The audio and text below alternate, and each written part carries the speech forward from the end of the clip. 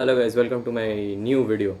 In this video, I will be talking about Chelsea versus Tottenham. This is a match preview between Chelsea and Tottenham, the London Derby. और इस match में जाने से पहले I would say I am scared of Tottenham. और video शुरू करने से पहले अगर आपने वीडियो को लाइक शेयर और सब्सक्राइब नहीं किया है तो वीडियो को लाइक शेयर और सब्सक्राइब कर दो, तो बहुत अच्छा होगा। मतलब मोटिवेशन मिलता है अंदर से कि नहीं, दूसरा वीडियो बनाएं, कि किसी ने लाइक किया है, किसी ने शेयर किया है और किसी ने सब्सक्राइब किया है। हाँ, तो मोटिवेशन मिलता है बेसिकली।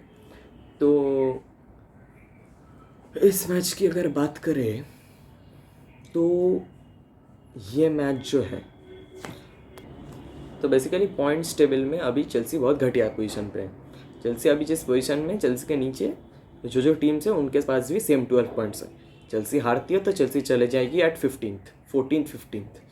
वो बहुत बुरा है और पोचेटिनो का नौकरी खतरे में आ जाएगा अगर वैसा हुआ। और नेक्स्ट मैच है वर्सेस मैनचेस्टर सिटी, तो लगातार अगर 2 मैचेस हारते हैं तो 14th-15th में तो आ ही जाएंगे। अगर रेलीगेशन बैटल में ही रहना है तो पॉटर भी तो रेलीगेशन बैटल में ही रख रहा था ना। तो पोचेटिनो को लाने से मतलब आपका फ़ायदा क्या हुआ अगर वही रेलीगेशन बैटल में रहना है। And Ange Postecoglou has had a brilliant start at Tottenham, brilliant. He has taken a mid table side, a side who could not have won anything and has directly taken them to the Premier League at first position. Sometimes I think कि Harry Kane was a curse. Tottenham is not cursed. Harry Kane was cursed. That's why Tottenham never won anything. Ange Postecoglou has taken Tottenham to a new level. पहले जो Tottenham थी, पर अभी भी पता नहीं ना। वैसे सेमीफाइनल फाइनल्स में आने के बाद ही पता चलेगा कि टॉटनहम अभी भी वही टॉटनहम है कि टॉटनहम अगर एनजी पोस्टेकोग्लू के आने के बाद टॉटनहम पूरी तरह से चेंज हो गई। So basically Ange ball, he was called the Australian Pep Guardiola. Scottish league में उसे फारा है, स्कॉटिश लीग में बहुत सारे मैनेजर्स ने फारा है, तो वो बहुत बड़ा अचीवमेंट नहीं है, पर वो बहुत ज़्यादा पेप गार्डियोला की तरह खेलता है, पोजीशन फुटबॉल खेलता है। और करेंटली टॉटनहम का स्टेडियम में टॉटनहम के फैंस भी खुश हैं क्योंकि जो फुटबॉल वो देख रहे हैं वो फुटबॉल काफ़ी हद तक माइंड ब्लोइंग है। एकदम फर्स्ट स्टिंट में आके पहले 10 मैचेस में ऐसा फुटबॉल खिलाना हर मैनेजर का बस का बात नहीं होता। और एक इनएक्सपीरियंस्ड मैनेजर जिसने कभी भी यूरोप में किसी टीम को मैनेज नहीं किया है, उसने आके ऐसा कर दिया है। And to be honest, it is quite a remarkable achievement. Other than that, if I have to say about this match, Chelsea एक ऐसी टीम है जिसने अच्छा खेला है वर्सेस आर्सेनल और लिवरपूल वाले मैच में Chelsea were the better team, and Arsenal वाले मैच में भी Chelsea were the better team. दोनों मैचेस में Chelsea were the better team, but in the first match versus Liverpool the first 25 minutes were shit. Chelsea पहले 25 minute घटिया खेली, जिसके कारण वो ऑलमोस्ट टू गोल्स डाउन थी। बाद में एक ऑफसाइड हो गया, इसकी वजह से गोल कैंसिल हो गया। Without that Chelsea would have been 2-0 down. और दूसरा मैच में वर्सेस आर्सेनल, हम लोग का लास्ट का 25 मिनट्स बहुत घटिया था। दोनों मैचेस में हमने डोमिनेट किया, एक में 65-70 मिनट्स और दूसरे में 75 मिनट्स तक हमने डोमिनेट किया। तो when it comes versus big teams जिसमें वो लोग भी अटैक करते हैं, उन लोगों के against Chelsea plays good football and Chelsea tries to like penetrate their defence and the forwards also play decently well versus good oppositions. When it comes against like mid-table clubs or low-tier clubs, at that time the problem becomes कि वो जो opponents है वो सब Chelsea को एक गोल मारती है, उसके बाद पूरी तरह से पार्क द बस में चली जाती है, पूरा तरह से पार्क द बस। और उन लोगों का सारा प्लेयर्स डिफेंस करने में लग जाता है, वो काउंटर में गोल मारने का सोचते हैं। और जब वैसा डिफेंस आ जाता है तब चेल्सी वो डिफेंस ब्रेक नहीं कर पाती है। जब 10-11 प्लेयर एक साइड में है तब वो डिफेंस चेल्सी ब्रेक नहीं कर पाएगी। ये स्ट्रैटेजी बाकी टीम को पता चल गया है, तो जब वो टीम्स के साथ मैच होता है तब चेल्सी अपने फुल पोटेंशियल में नहीं खेल पाती। And to be honest, I want to know why Pochettino is unable to get a solution of this problem, क्योंकि ये एक प्रॉब्लम है, ये एक मेजर प्रॉब्लम है, क्योंकि ये हम लोगों का ज़्यादातर मैचेस मिड टेबल और लो टियर क्लब्स के साथ ही होगा। तो ये हम लोग को मतलब ये प्रॉब्लम हम लोग को सॉल्व करना पड़ेगा, कि without solving this problem we can not get higher XG लेके तो पॉइंट्स नहीं मिलता ना.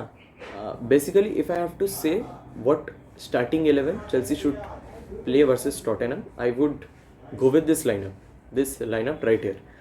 And in this lineup, I would say I would go with Robert Sanchez at goal, because see, until and unless we try Petrovic, we cannot play him as our goalkeeper.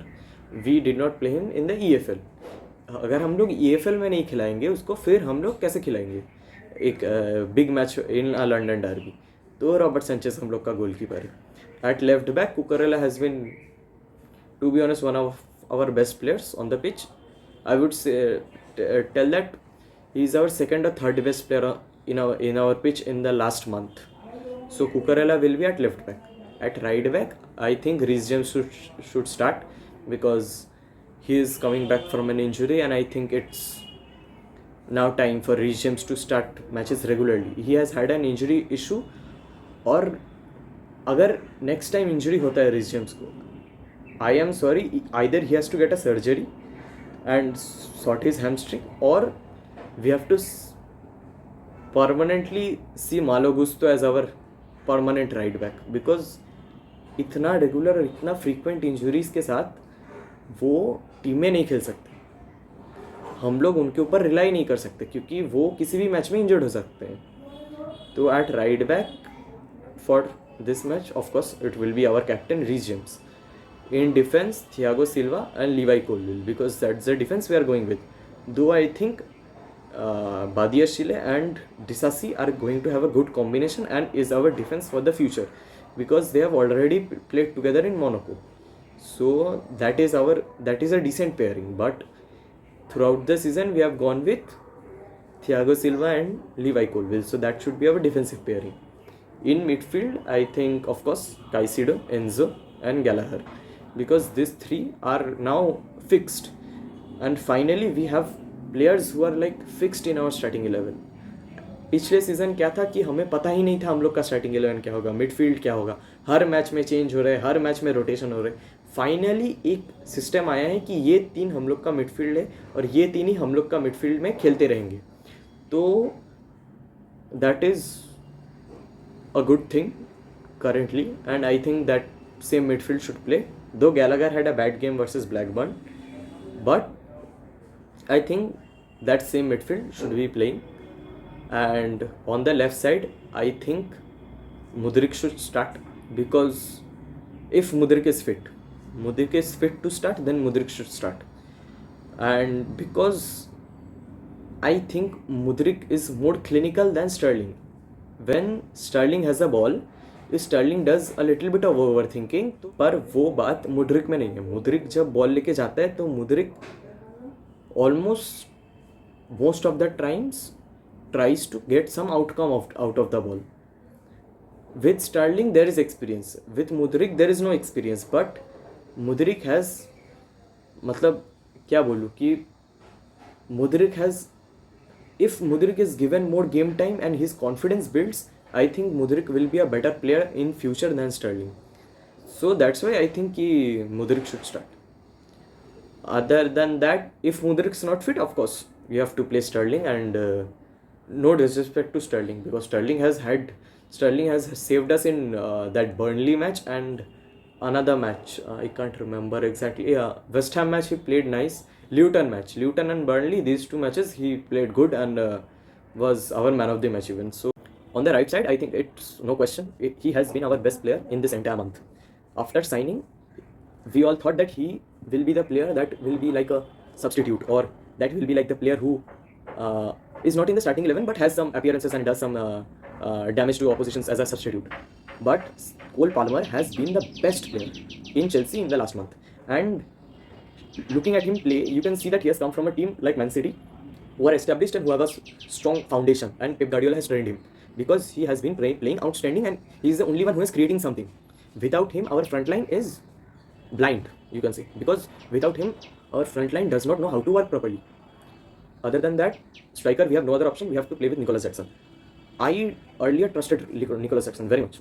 I personally believe Nicholas Jackson was the next Didier Drogba and I had huge expectations for him.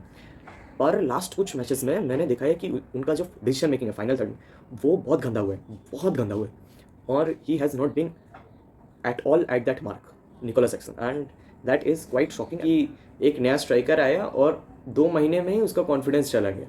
हम लोग के club में पहले भी strikers आए हैं, उन लोग का कॉन्फिडेंस जाने में 3-4 महीने लगते हैं, उसके बाद कॉन्फिडेंस जाता है. इसका 2 महीने में ही चला गया. और इट इज़ क्वाइट, मतलब क्या बोले कि Nicholas Jackson did not have so much experience. He played good at La Liga. In the last few matches, he had like last 10 games, he had like 9 goals. So he was good in La Liga. But now he is not getting that. He is not being more clinical, and that has been an issue because his runs earlier, the runs he made were spot on. The runs he made versus Tottenham, Liverpool, or the runs he made in the in entire preseason, those runs he made, and he was so quick and he made so many runs and the opposition could not catch him. That was special about Nicolas Jackson, but recently he has not been able to do that. So that is also a problem according to me. So this will be my starting 11. I don't know Poch will go with that or will he suddenly pick Disasi for right back again.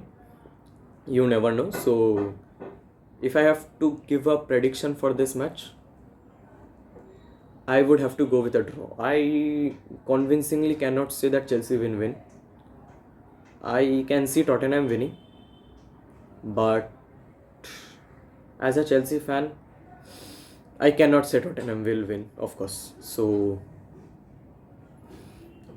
मेरे को लगता है कि Chelsea will of course try their best. If it's a draw, it's a 1-1 draw. If it's a win, it's a 2-1 win. मेरे को नहीं लगता उससे ज़्यादा कुछ होगा इधर उधर. So that is it for my side today. And अगर आपको वीडियो पसंद आया हो तो लाइक कर दीजिए, शेयर कीजिए वीडियो को अपने बाकी दोस्तों के साथ. Share the video with everyone possible. Share it with your relatives. वो भी सोचेंगे कि क्या शेयर किया है, ये क्या है ऑड वीडियो फुटबॉल का, पर शेयर कर दो. और अगर सब कुछ कर ही रहे हो तो सब्सक्राइब भी कर दो. मिलते हैं आपके साथ नेक्स्ट वीडियो में.